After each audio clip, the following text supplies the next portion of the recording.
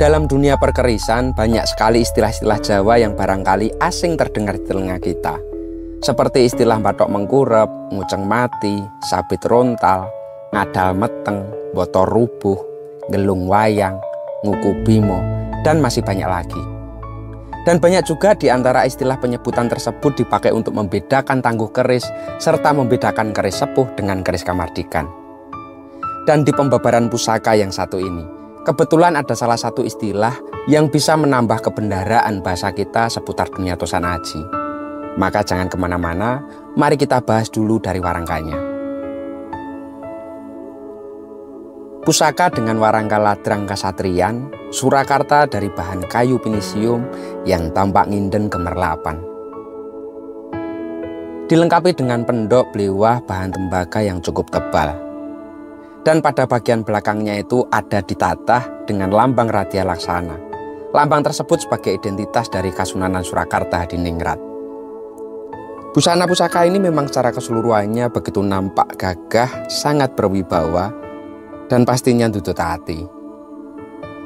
Mari kita buka untuk isinya. Keris Luk 11, Dapur Sabu Inten, Pamor Pedaringan Kebak, Tangguh Mataram Senopaten. Dan pusaka ini kami alih rawatkan dengan mahar Rp8.100.000. Menurut cerita rakyat, Dapur Sabu Inten itu diciptakan oleh 800 empu tahun Jawa 1381 pada masa Prabu Brawijaya akhir. Karena memang dibabar oleh Empu Domas yang memiliki kedudukan yang spesial juga. Pastilah keris yang dihasilkan memiliki kandungan makna yang khusus pula. Domas menurut Kamus Bahasa Sunda dan Inggris, Jonathan Rick tahun 1862 itu berarti 800 dengan asal kata 2 yang tulisannya itu DWA. Artinya 2 sebagai bilangan. Dan mas yang berarti 400, di samping ia juga mempunyai arti sebagai emas sebagai logam mulia. Sabu Inten sendiri kerap diasosiasikan sebagai ageman perlambangan Karahayon, termasuk kejayaan, dari dulu sampai sekarang. Hal ini karena memang nama Sabu Inten sendiri menjadi representasi doa dari sang empu kepada pemiliknya, agar kemuliaan senantiasa melekat pada hidupnya. Maka juga tak heran jika pusaka ini seringkali diburu oleh kalangan-kalangan bangsawan, pejabat, konglomerat, dan orang-orang yang mencapai puncak kesuksesannya. Meskipun begitu, menurut kami, pusaka Sabu Inten juga cocok untuk menemani orang-orang yang sedang berjuang dalam mengejar cita-citanya, termasuk dengan harapannya.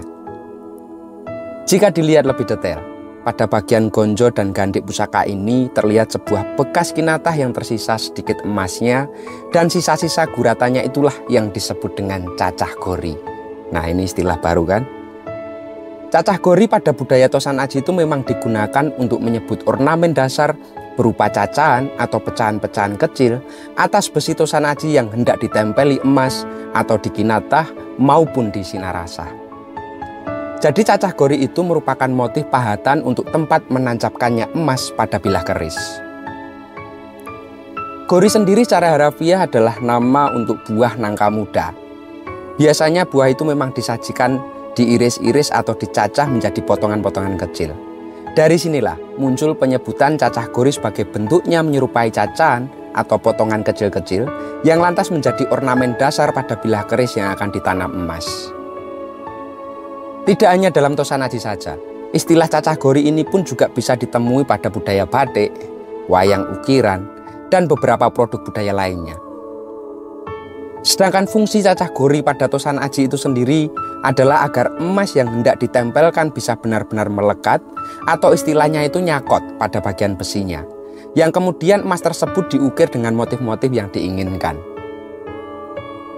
Pola atau motif serta teknik dari cacah gori pada setiap era pembuatan atau tangguh itu memang bisa berbeda-beda. Cacah gori keris Tangguh Mataram akan berbeda dengan Tangguh Cirebon. Cacah gori keris Tangguh Pakubuwono Surakarta juga akan berbeda dengan Tangguh Majapahit, dan lain sebagainya. Selain itu, cacah gori juga digunakan pada teknik pemasangan emas secara sinarasah dengan kinatah juga yang akan berbeda. Demikian pula antara yang buatan lama dengan yang buatan baru, itu juga ada perbedaannya pula. Keris-keris yang memiliki cacah gori dan kinatah biasanya merupakan keris-keris yang memiliki kualitas yang lebih baik dibandingkan yang lebih serta diperuntukkan untuk kalangan-kalangan tertentu pada zaman dahulu. Pusaka sabuk inten ini mungkin memang sudah tidak utuh lagi.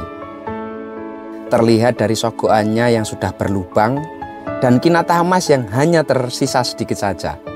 Hal ini justru menjadi penanda campur tangan sang waktu, bahwa pusaka era Panembahan Senopati ini masih bisa kita temui dengan keadaan originalitasnya.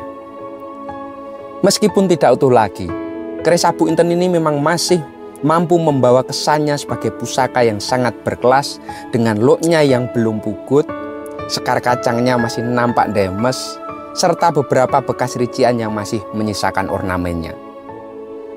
Ia juga dibuat dengan bahan material pamor dari meteorit yang cukup bagus, sehingga membuat warna pamornya menjadi lebih cemerlang, nampak sekali kontras dan penuh dengan keindahan. Dan secara keseluruhannya, bisa kami katakan bahwa pusaka ini masih layak menyandang gelar pusaka berkelas dan tutut ati. Mudah-mudahan di tuan barunya nanti, ia akan semakin terawat, ia akan semakin terjaga, dan bahkan semakin lestari seluruh nilai-nilai luhur yang tersemat di dalamnya. Matur nuwun dan salam tutut ati.